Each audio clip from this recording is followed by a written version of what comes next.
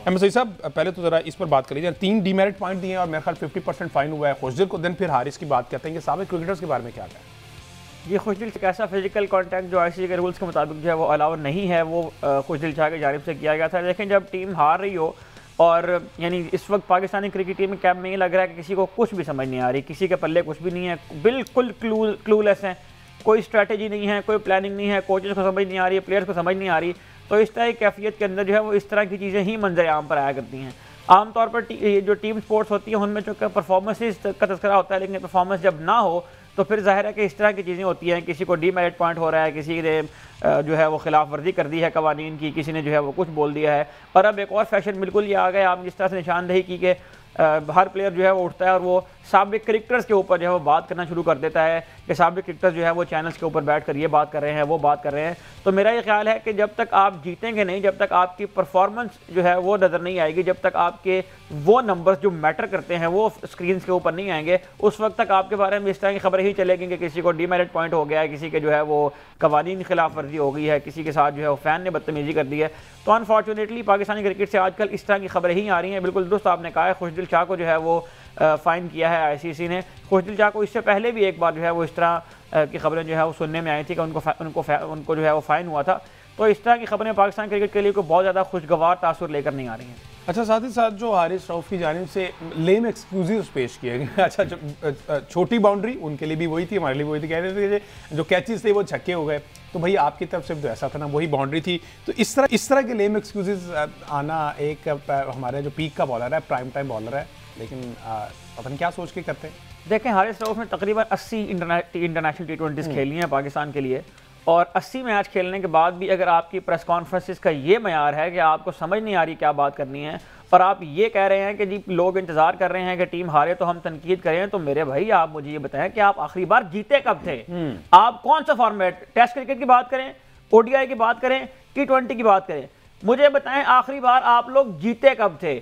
ODI में आपका आखिरी इवेंट था चैंपियंस ट्रॉफी, उसमें क्या हुआ आपके सामने है। T20 में आपके साथ क्या हो रहा है आपके सामने है। टेस्ट में वेस्ट इंडीज की टीम आती है, वो पाकिस्तान में स्पिन विकेट के ऊपर ड्रॉ करके चली जाती है, आप जीते क्या है। पिछले 1.5 साल में पाकिस्तानी क्रिकेट टीम सिवाय 2 टेस्ट मैचेस जो इंग्लैंड के अगेंस्ट हुए थे इंजीनियर्ड पिचेस के ऊपर जो स्पिन ट्रैक बनाए गए थे, उसके अलावा पाकिस्तानी क्रिकेट टीम जीती क्या है पिछले 2 सालों में। और आप ये कह रहे हैं कि इंतजार कर रहे होते, अब इंतजार करने की भी जरूरत नहीं है हुजूर। अब तो आप लोग जो है वो जब मैदान में उतरते हैं हमें पता होता है कि हमारी टीम ने मैच हार जाना है। आपके जो शायकीन है वो इस लो के ऊपर आ गए हैं, और आप इंतहाई गैर जिम्मेदारी का मुजाहरा करते हुए कल आकर ये कह रहे हैं कि लोग आप इंतजार करने की जरूरत नहीं है, हमें पता होता है कि आप लोगों ने मैच हारने।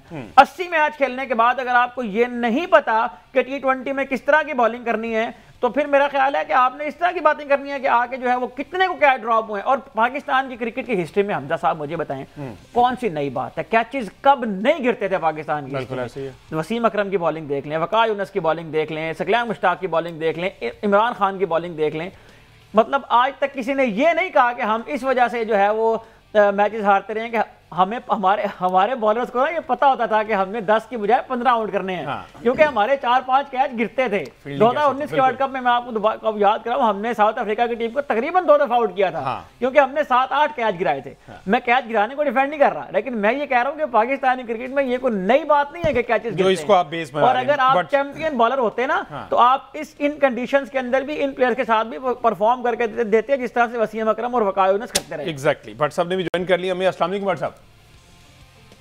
वालेकुम अस्सलाम, बहुत शुक्रिया हमजा। बट साहब वो आपकी एग्जांपल याद आ गई, यहाँ पर भी सेट हो जाती है सवारी 90 ना स्पीड 190, तो परफॉर्मेंस हो ना हो एटीट्यूड लेवल जो है ना हमारे बॉयज़ का बड़ा हाई है। खुशदिल शाह को 50% फाइन हुआ है, 3 डीमेरिट पॉइंट दिए गए, उन्होंने कीवी बॉलर से टकराया, चलो ठीक है, ये हीट ऑफ द मोमेंट हो सकता है। लेकिन हारिस रऊफ ने जो प्रेस कॉन्फ्रेंस की है मैच के बाद, उन्होंने कहा कि जनाब पाकिस्तान में जो लोग हैं ना वेट कर रहे होते हैं कि कब पाकिस्तान क्रिकेट टीम हारे, हम उन पर तनकीद करें। साथ ही साथ उन्होंने एक्स क्रिकेटर्स भी कह दिया, उनको भी कह दिया कि जनाब इनको सिर्फ बोलना आता है, इन्होंने पाकिस्तान के लिए कुछ नहीं किया, तो यहाँ का प्रेशर कुछ और होता है, मैच की कंडीशन कुछ और होती है, हमसे बेहतर कौन जानता है। इस तरह के लेम एक्सक्यूजेस कुछ समझ आ रहे हैं?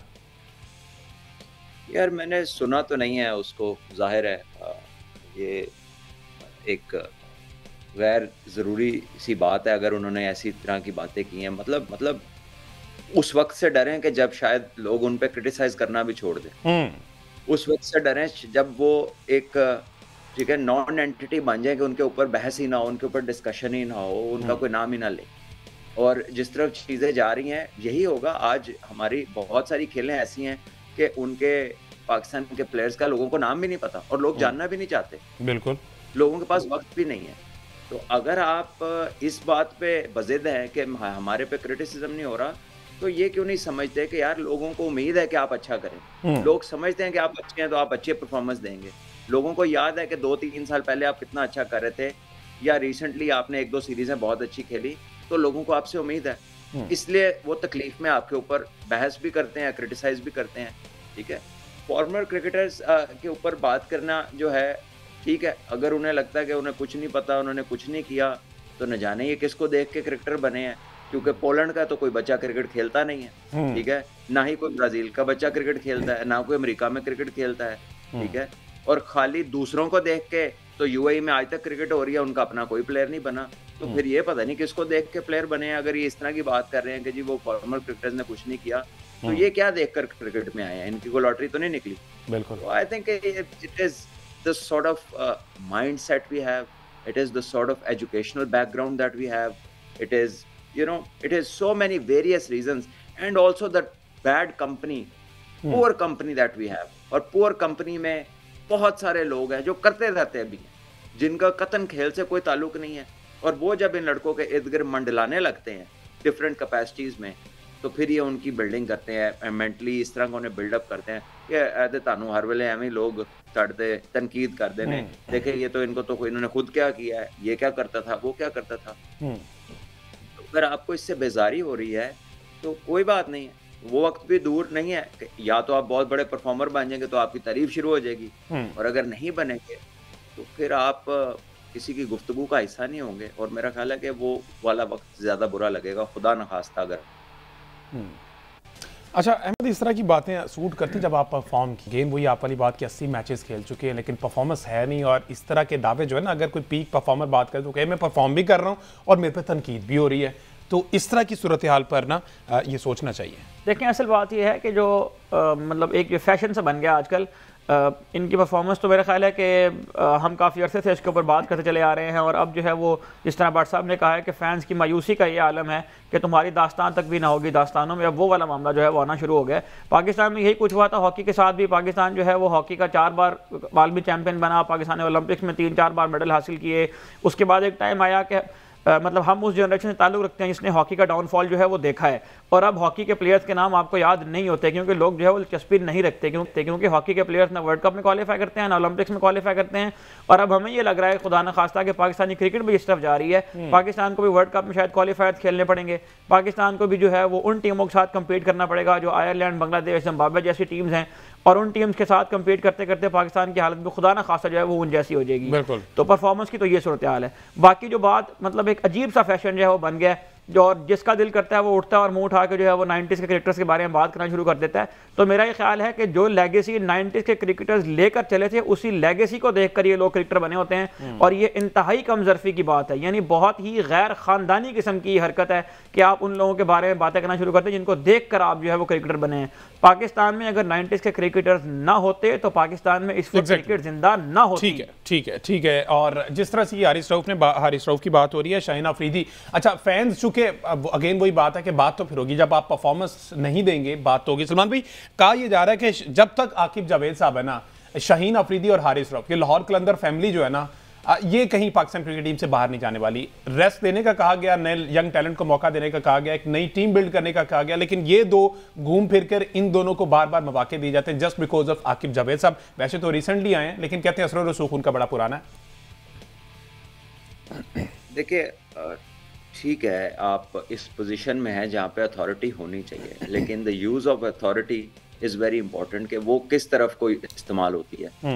देखिए, मुझे नहीं पता कि उनकी क्या रीजनिंग है, क्योंकि प्रोबेबली आपके पास बॉलिंग में कोई बहुत ज्यादा मटेरियल नहीं है। लेकिन मेरा सवाल है कि जब चैंपियंस कप हुआ था ना पहला, और गैरी कर्शन भी जिसमें बैठे थे और जिसमें गिलेस्पी भी आए थे, और तमाम पाकिस्तान की तवज्जो उस चैंपियंस कप पे थी फैसलाबाद में जब हुआ था, तो एक ही नाम की ज्यादा बाज़गश्त थी और वो था Aqib fast bowler left arm.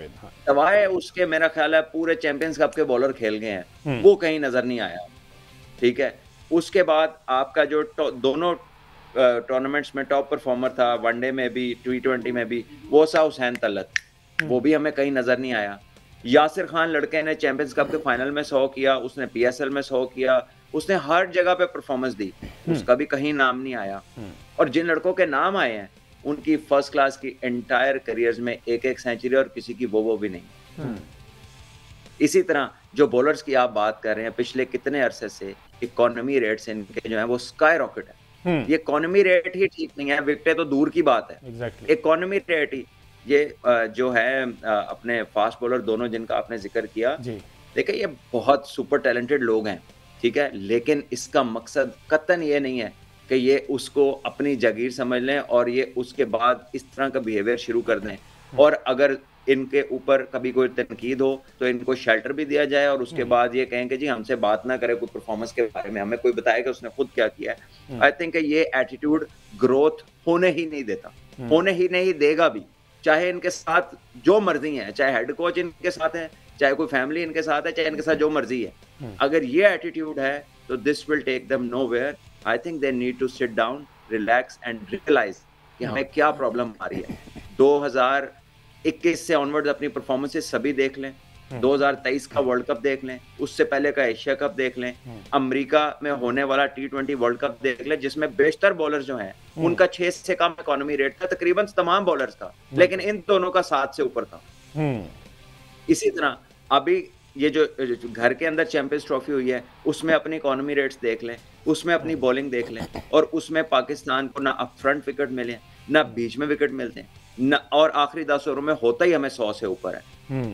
तो जरा अपने आप को खुद एनालाइज, अगर आपको सारी दुनिया बुरी लग रही है जरा खुद से अपना जायजा ले लें और फिर आप बताइए कि क्या ये फेयर है, क्या ये गुड इनफ है to play for Pakistan, is it good enough? क्योंकि अगर ये गुड इनफ होता तो फिर पाकिस्तान भी कहीं जीत के पहुंचा होता, फिर हार उड़ के बाहर तो ना हुआ होता। बिल्कुल सही। तो जरा हम कोई सारे हफ्ते के लिए बंद कर लेते हैं अपना अपना प्रोग्राम, तो मेरा ख्याल है कि ये अपना खुद देख लें अपने आपको, और उसके बाद एक प्रोग्राम खुद करके बता दें कि हम कितना अच्छा कर रहे हैं और हमारे बारे में क्या बात होनी चाहिए। तो मेरा ख्याल है खुद भी ये वही बात करेंगे जो बाकी लोग कर रहे हैं और खुद को भी justify and focus on the sport rather than के दाएं बाएं क्या हो रहा है।